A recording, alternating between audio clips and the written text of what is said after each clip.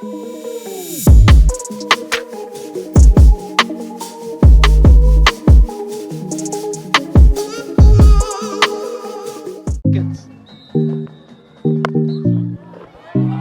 Mckenzie not interested in the stats.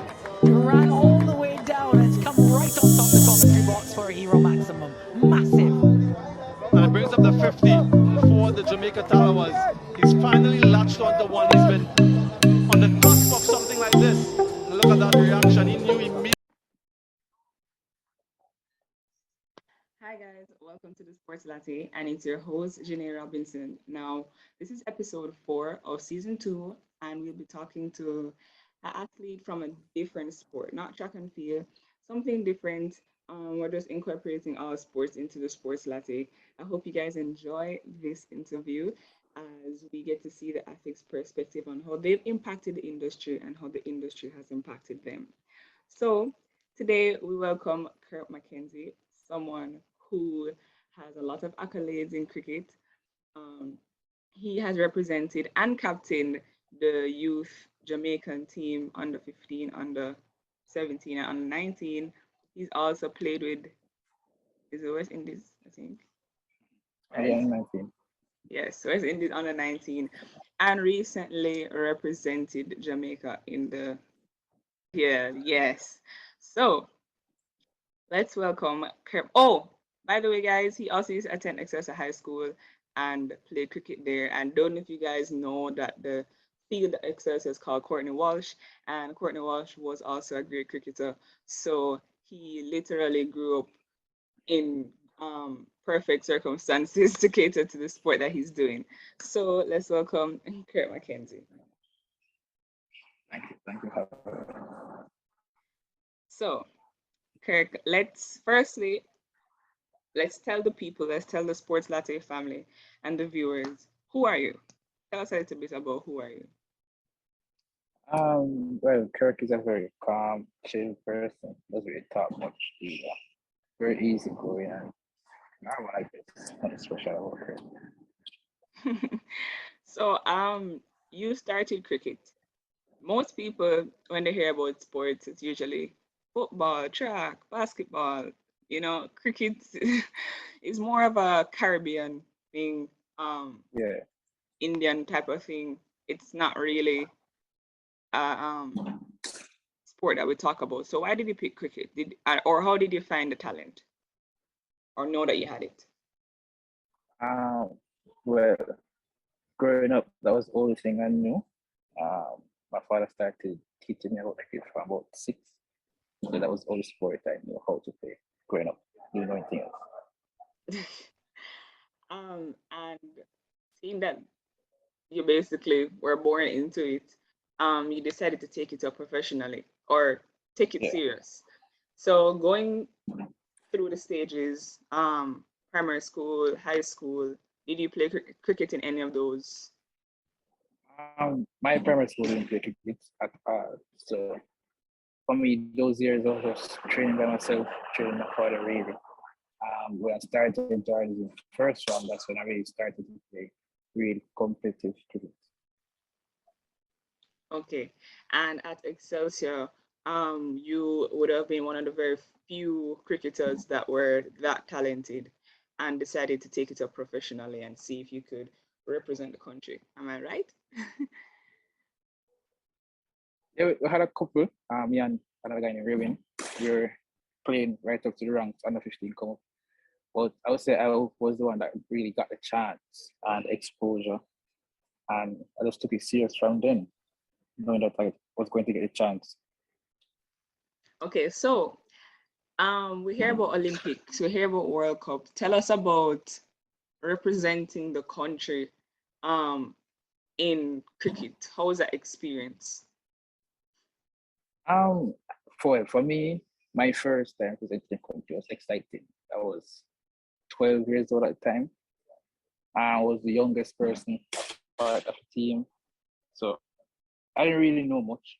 I was happy to be there, happy to be playing the sport I love, and just took a chance and went to it. And ever since that year, every other year since I've been playing, so just gradually improving as I go along. Great, great, great. And um, tell us a little bit about how cricket is played. The runs, what's the position you play, um, all those things. Give us a little bit of insight so that we can understand this whole game of cricket because it seems a little bit complex. So mainly I am open batsman. So when the game just started, the two people sit back at the start. I'm normally one of those persons. That's what I grew up doing. Ever since that's what I've been doing. Well, to me, cricket is very simple, but I know looking it's boring and it's hard to understand. But once you know the basics, it's very simple. Runs. It's going to take a while for me to really go in depth and really explain cricket. I don't think we have time for that right now. But it's very simple to me. It's very, very simple. Yeah, as in you're the star for cricket, sir. Yeah, it must be a That's what little they say. bit. So I want to know when I hear about cricket, I think about Chris Gayle because as I say, you know, who really inspires you, whether it's an athlete or a person, when it comes on to you playing this sport? When I just started, it was Chris Gayle also for me. Um, but it wasn't because I just saw him playing, I actually knew him. We had conversations when I was growing up. We do know. So he was the main reason why I really liked the sport. I liked how we went about it. But no, growing up, I've been looking at other people playing. Another person, Brandon King, is a really big person right now in my cricket life. He's a mentor for me. So there's a couple of people, but Chris Gayle was a person that really, when I started playing at first, he was a person I really looked up to a lot. And who's the person that you look up to right now? Brandon King, yes, he plays for Jamaica as well, and he plays for West Indies as well. Okay.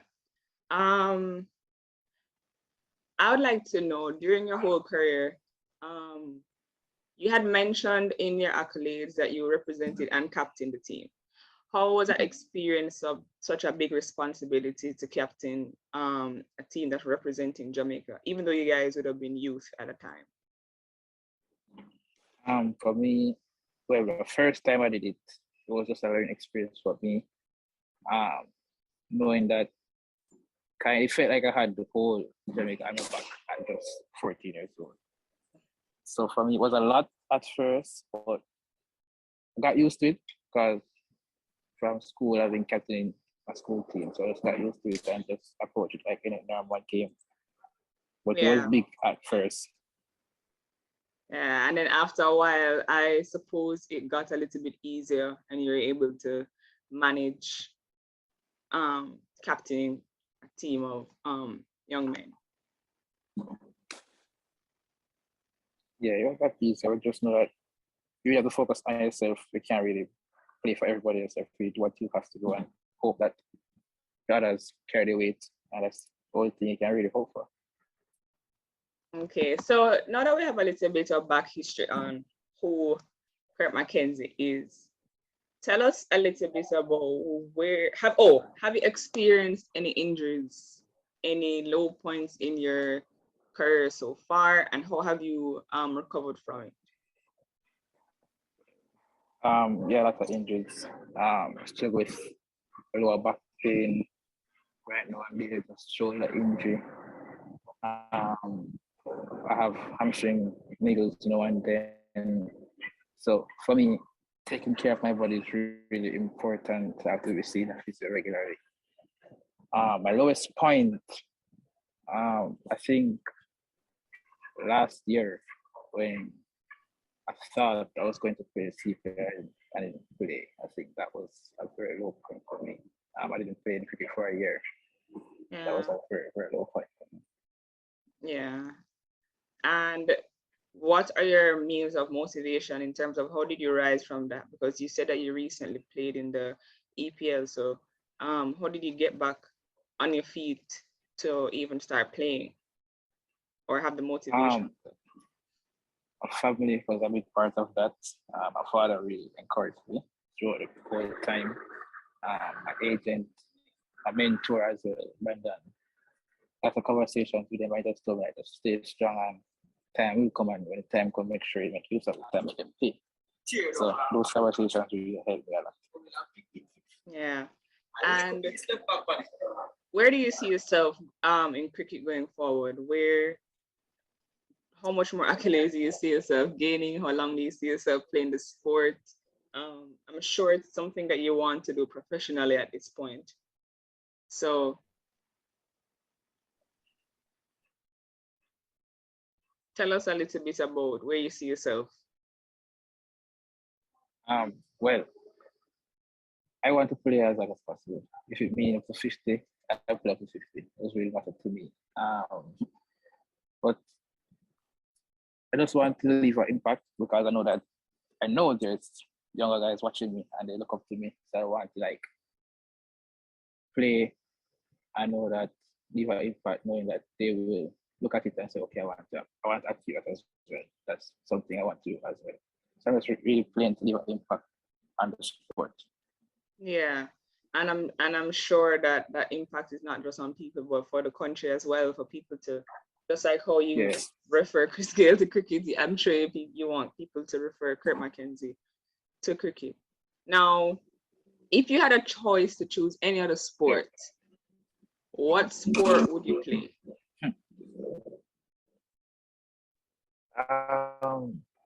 Probably football, just the excitement that comes with it. I think it was football. I think it was football. Football. If you don't really can't play football, but I think it was football. And what is your favorite football team?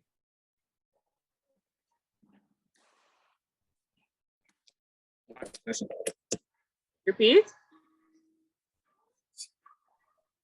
Manchester City. Manchester. Oh. Okay.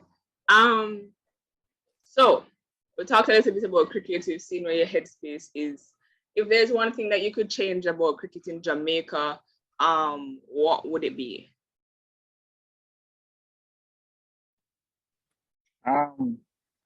Probably like how the grassroots level, how we deal with young talents. I think that's a major issue because I find that a lot of youths come up through the ranks and then they just lose them. They lose interest for the sport and everything. So just find a better way how to deal with the youths. I think will improve the level of cricket in Jamaica and by West Indies. Yeah. So tell us a little bit about your experience, the latest experience in the EPL tournament, going there, packing, how nervous you were. Run us through that as we wrap up this interview.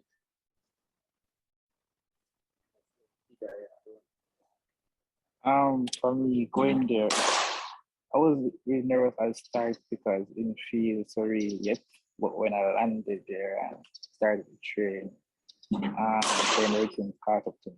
I was like, okay, it's for real now. Can't mess up. But it was a good experience. Made a lot of new friends. I think it was comfortable being with that team because they're professionals, so they know what they want to accomplish, what the team wants to accomplish, and it just helped me through my first year. Hopefully I'll be back there next year with the same guys and we can try to win this. Yeah, definitely. And the Sports Latte is looking forward to seeing you compete. I'm sure that our cricket fans are really tuning in. I know that when I posted it, everybody was just like, oh, you're going to interview Kirk. So I'm sure that they will be very excited, our cricket fans, to see you on the field at your next tournament and doing the greatness that you do every time. So that's the end of this interview. It's very short. That's how the Sports Latte is. And I'm very, very glad that I got to interview you, and keep in touch. Will do. Thanks for having me again. No problem.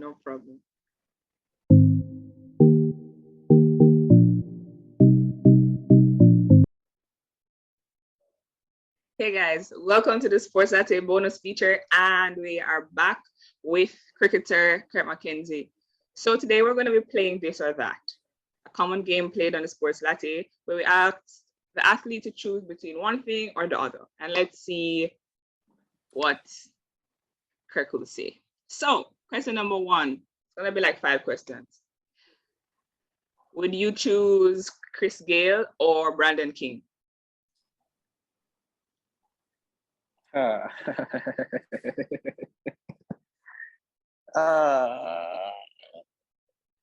a hard one. Brandon King. Brandon King. Okay. Batting or bowling? Batting.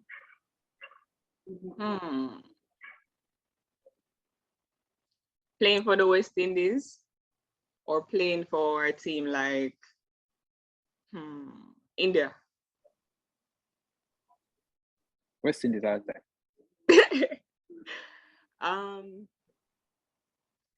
Would you rather be a man of the game, man of the match, or something like that? I don't know what they call it. Man of the match or captain the team?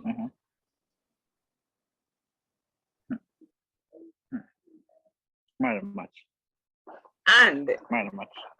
In your free time, do you rather to go and party, or do you rather to have a calm vibes with your friends? Calm vibes. Not a real party I person.